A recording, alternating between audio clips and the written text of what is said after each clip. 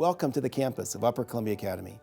Over the last 2 years, we have been transitioning to a campus that is engaged in project-based learning, where we give kids hands-on opportunities for learning in real-world situations. After all of our teachers had gone through the Exceed program at Loma Linda University, we took that training and came back up here, and we dove into dialogue together as a staff about what we can do at UCA to incorporate the strategies and the methods and the things that we learned from our Exceed training. We're going to do a project this fourth quarter on blood. Mrs. C does the sciences, and she's going to be kind of taking her class very microscopically, I think, into what blood does. And my part in it is I want them to see there's going to be math relationships that you can see within whatever aspect of blood you're going to be studying. And the goal is to link all this then into the central question, the driving question of the project, which will be, why is blood so often used as a symbol in the Bible? The project that we're doing is with the Lands Council, and they had basically talked to me about doing some repairing on the stream that we have that goes right through our property. So we had industrial arts. The kids design metal herons, cut them out and then place them in there. The chemistry department was going to do all the water testing before, after, and during. The English department was going to come up with poetry and things to put on to make an interpretive trail. When we started planting this fall, the kids were all like, oh, it's cold, we really don't want to be out here, we're going to get dirty. And as soon as we started explaining to them what we were doing, they were so excited. And they've planted trees out there, and now that it's snowing, I have lots of kids come to me, are our trees going to be okay? Are they going to die? Are we going to be okay with that? Are we going to have to, can we go out there? Do we need to water them? Can we take the snow away? I'm like, they're fine, we're okay. We have completely reinvented what we've been doing here with our industrial arts. They take what they've learned and they're going to be using it in practical applications in our faculty homes here on our campus. An example, if a faculty home needs new tile, our students can be the ones to go in with mentorship and tile their kitchen or their bathroom instead of us having someone else come in and do it, and the students are learning those skills. In addition to that, we've added the automati and auto mechanics, where our students are helping to purchase vehicles, where they will bring the vehicles onto our campus, renovate them, and then sell them, and using the profits to go back into other projects that they're engaged in.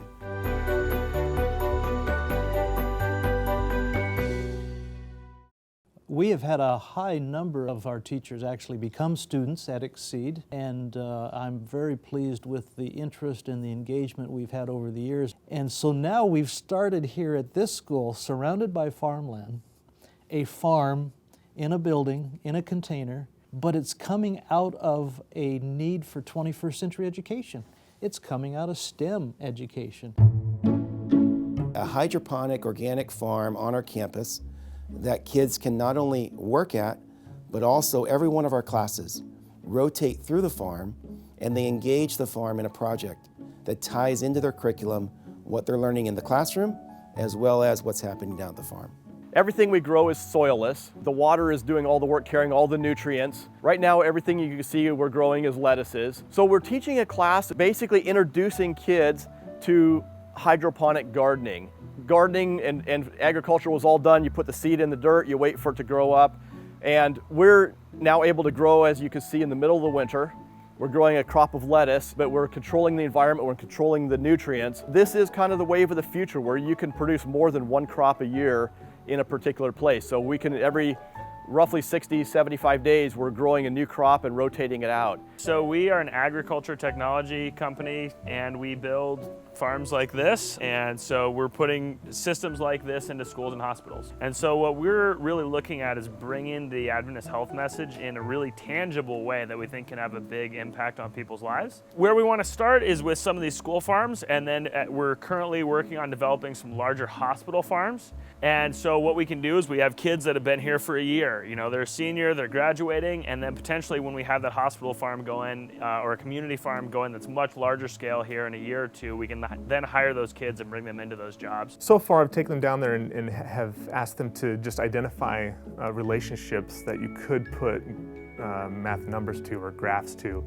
just so that they become aware that you can look at anything and find a connection to math. I've taken my chemistry kids down there, and we're looking at what questions, scientific questions, could they answer on the farm? And rather than just let's go do an experiment for the sake of an experiment, actually what can they do that will help the farm operation? And so I've got some kids that are wanting to experiment with how much light or how long the light would be that would be optimal. I've got one group that's going to be looking at what's the effect on pH and on temperature. My words of wisdom would probably be, let's not be afraid of letting go of the day-to-day learning. The day-to-day learning will take care of itself if we allow the kids to explore. As you know, with projects, they take longer than you think, but that's real life, that's real education. You know, you try something and you refine it. I think one of the nice things about projects is it teaches kids that you don't just arrive at a single answer. It's that process and keep trying to improve what you're doing. So project-based learning for me, I love the fact that it's hands-on. It's also trying to struggle through it and figure it out without necessarily knowing the formula by rote. It helps me to grow and to learn to do things differently. As I said, it's helping me with my working skills. Also trying to figure out how I can solve a problem. Connecting again with our classmates and staff and just wanting to learn more and have a different mindset about it all. I personally love working with people and all that stuff, so I really enjoy it a lot, like working with other people, getting to hear all their ideas and working together towards a common problem. I kind of really like it because first of all, it's hands-on, so we get to do projects and stuff like that. And then also working with our classmates instead of just getting assigned homework, doing it by yourself and then turning it back in. But I think that project-based learning has helped me realize that I am smart and I can do a lot more than I realized I could do as long as I learn how to use my time. The shift we have made here at Upper Columbia Academy to a more project-based model of instruction, more of a competency-based instead of a time-based model of education, has really begun to transform what we're doing here. And I would encourage other schools, other teachers to give this a try, because I believe that although there are challenges and there are pitfalls, I believe that if done through a collaborative manner, where you engage your staff, you engage your stakeholders, it can truly transform your school into what we're trying to accomplish for education in the 21st century.